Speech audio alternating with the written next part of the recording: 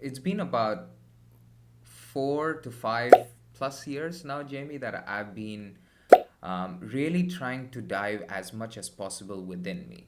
Right? I like just 5 years ago I realized, and that's when I was like about 19, 20 years old, and that's when I realized that everything outside is just made up, right? And everything outside that I'm surrounded with, I should say, is for the most part made up by us. And all I'm trying to do is chase more of the this made up stuff, right? But what is truly real and something that is actually achievable, something I can touch, tangible.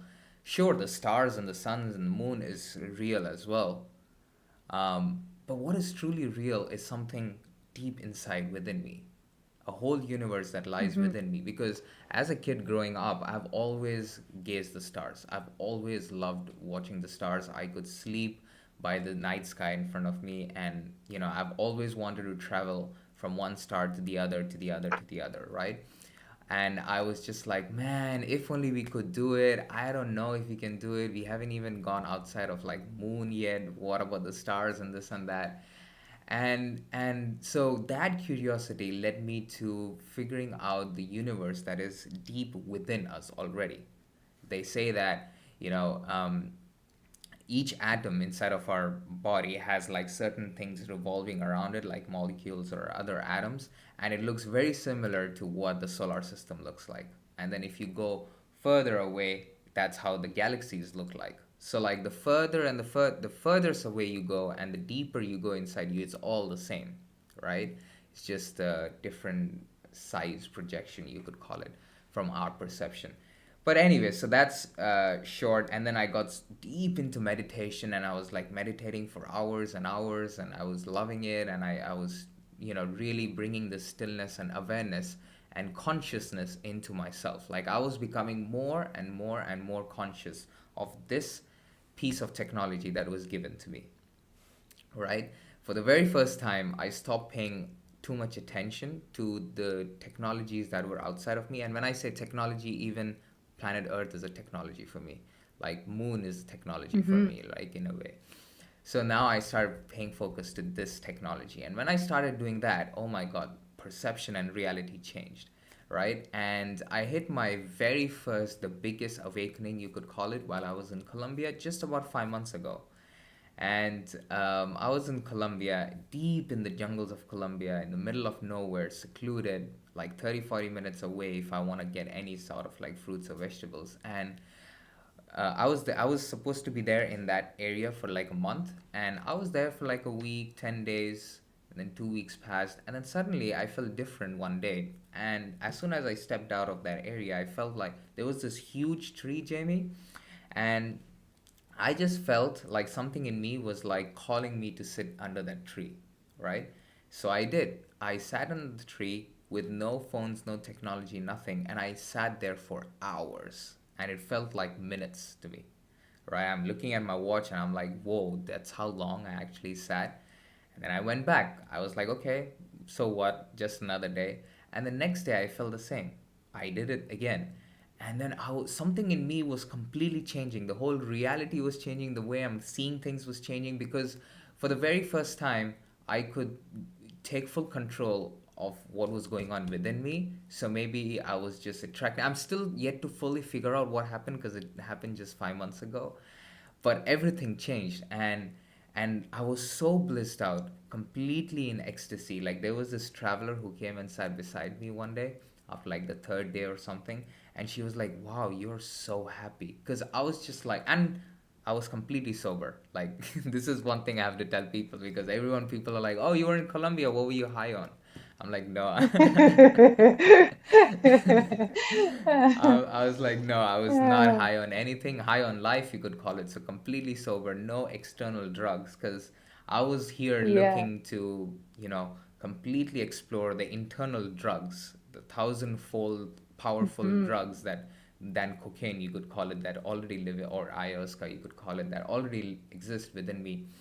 And Jamie, like this happened, I was so happy, man. And this happened like, for another 2, 3 days. So it lasted about 5 to 6 days or a week.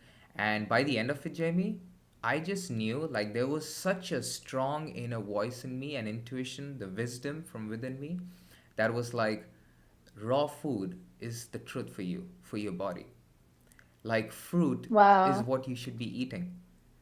And I couldn't Wow. make sense of that. And when I went to the communal kitchen later in that day, that evening, everybody is, to my perception, and I was doing that like, 2 days ago, where I was cooking myself in that communal kitchen, cooking whatever. And at this time, I was mostly vegetarian. I was having cheese because cheese was cheese. That's the justification I was giving myself, at least. And when I looked at these You're like, guys, it's just cheese. Yeah. yeah, it's just cheese, what's gonna happen? But It's just cheese. it is cheese, man. um, so like that happened, and then I looked at these people and I was like, damn, why are these guys complicating things when they could just cut open a watermelon and have it? And that's what I did that day, right? I was like, intelligence is making complicated things simple, not the other way around. Not simple things complicated, right? And you won't believe, Jamie, even at that time, I didn't know anybody who was raw vegan or fruitarian. Like this concept was never given to me from an external source, ever. Wow. Right? And I did that for like two, Wow. 3 days, Jamie. And my egoistic self at that time was like, am I the only one who's doing this in the world? Because I didn't know Wow. anybody You're existed. like, I started something. I started a trend. So Wow. like I was like, because it was so true to me that this inner voice was so strong, I could not ignore. And I was actually like, wow, my body feels so good, like this is fantastic. And I was truly enjoying. And like the fruits in Colombia, man, like wow, incredible, right? Like I don't know, have you been to Colombia, Jamie? No, Highly no, suggest. I haven't. Yeah, highly suggest if you feel like. But the fruit scene over there is just miraculous. And where I was staying, like the local farmers were just like 30 minutes away, so I could go and buy directly from them. So it was absolutely miraculous, like the quality and the taste and everything.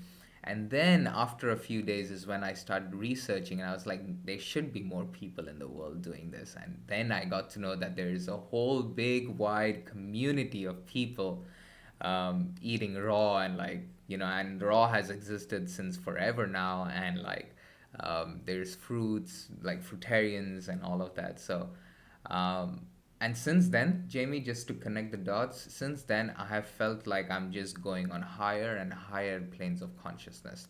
Like one thing that I got to know after a few days, Jamie, is that I realized that what we call mind and body is not separate. It's not different.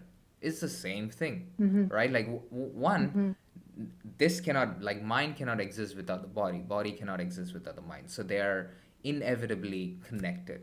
Like they have to work in harmony, right? If I were to keep a piece of my body, like my kidneys here on the table, like they're not gonna function, right? Only when it's connected with my entire biology is when they work in harmony.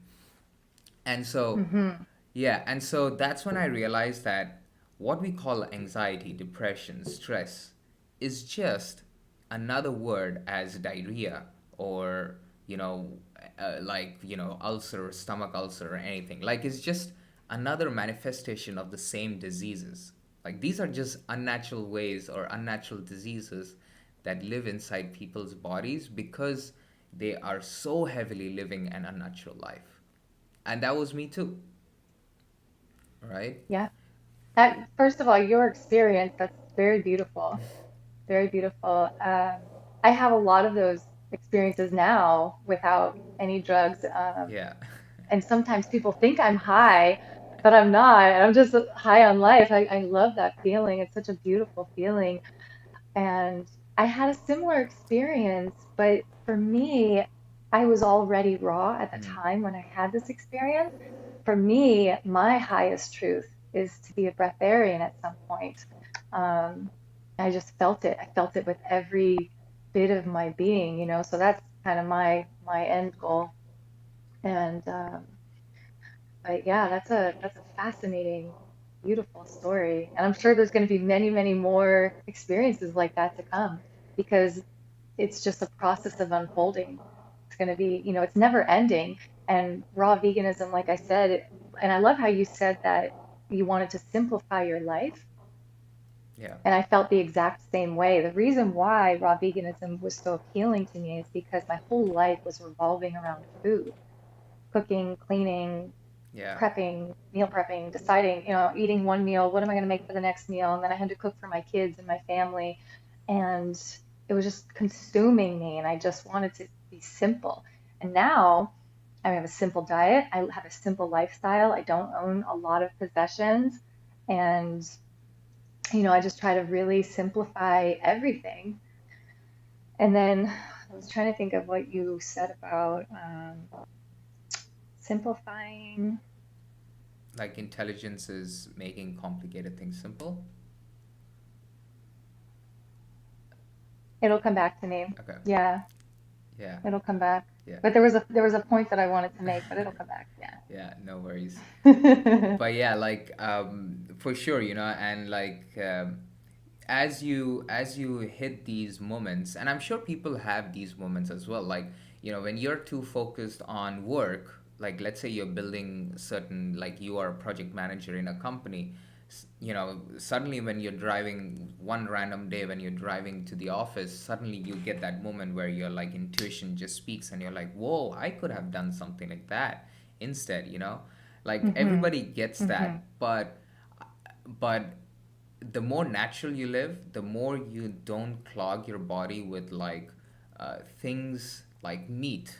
To I don't always want to corner people because I understand that people really like their meat. I don't want to corner them or criticize their lifestyle, but like meat is one thing that definitely, at least for me, and if I can completely observe this piece of body, if I can speak from this piece of body, I know that we are all the same, so it could work out for you as well, for everybody. Is that when you eat meat, at least for me, I was clogged up. Like there was no Hmm. space for the inner wisdom or intuition to come out as frequently as it could come out on this diet, or on a cleaner diet, as even as vegan. I yeah. I grew up vegetarian. Mm-hmm. I did have some fish growing up, but I never touched meat even as a kid. I think that could be too, like what, I don't know, kind of propelled my whole spiritual path. I think it really started even as a child. But I do remember what I was going to say about going raw and how I feel like it's not just about the food. When you go raw, it is a tool, it's a stepping stone because it awakens you to your true purpose in life. It like really connects you to your purpose. So I think once you go raw, that is just a platform to propel you into what your life mission is, what you're supposed to do. So it's like, for me, it was like, okay, I'm raw. Now what? What Mm. comes next? It's not the end all. Like what you're doing, you are taking your journey and you're using it to make an impact in the world and to share this knowledge and to spread awareness.